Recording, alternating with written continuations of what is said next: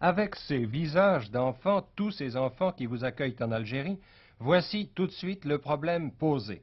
La population ici s'accroît au rythme de 700 personnes par jour. Maintenant, les Algériens sont 10 millions.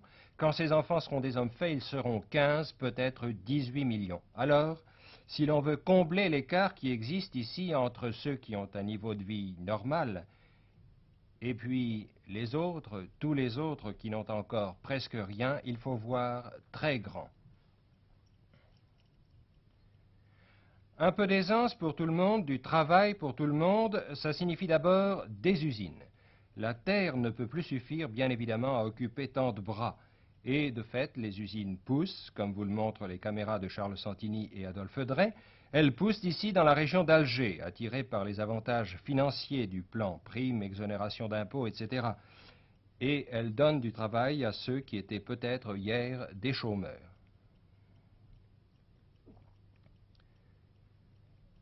Elle pousse non seulement dans la région d'Alger, mais dans toute l'Algérie, ici à Constantine, Constantine qui a donné son nom au plan. Cette ville ne pouvait faire moins que d'avoir elle aussi sa zone industrielle.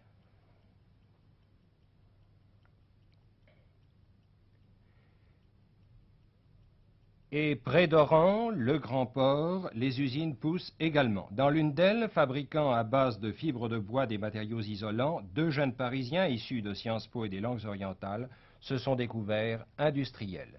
Monsieur, dans quelles conditions avez-vous eu l'idée de vous installer comme industriel ici, dans la région oranaise?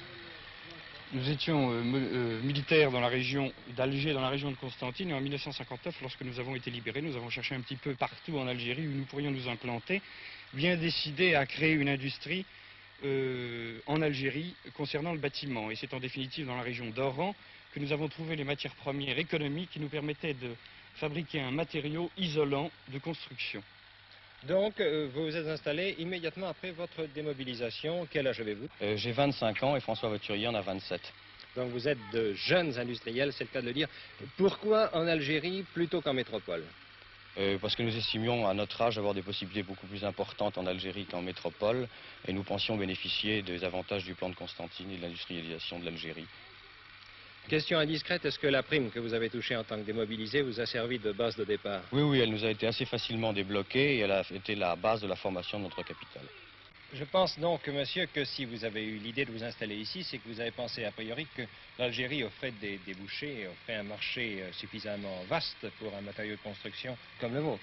Le matériau étant isolant, l'Algérie étant un pays particulièrement chaud, parfois froid et souvent humide, eh bien, nous avons pensé qu'il était utile pour toutes sortes de logements, depuis le douar jusqu'au gratte-ciel, de faire un matériau isolant qui soit bon marché. À Tlemcen, la musulmane, non loin du minaret renommé de Sidi Boumediene, que garde un petit poste militaire sous le soleil encore dur de l'automne algérien, à Tlemcen, donc, une usine de textile toute neuve, très grande, très moderne, que dirige un industriel musulman.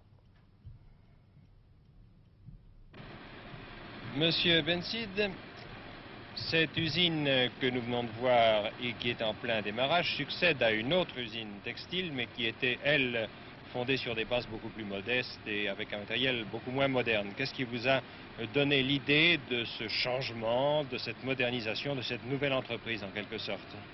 C'est d'abord la mise en route du plan de Constantine, qui, avec les avantages très substantiels qu'il accorde, m'a donné les possibilités de créer cette affaire. Maintenant, je vais vous poser une question directe. Vous êtes musulman, des chefs d'entreprise, des industriels musulmans comme vous, il n'y en a pas énormément. À quoi attribuez-vous ce fait?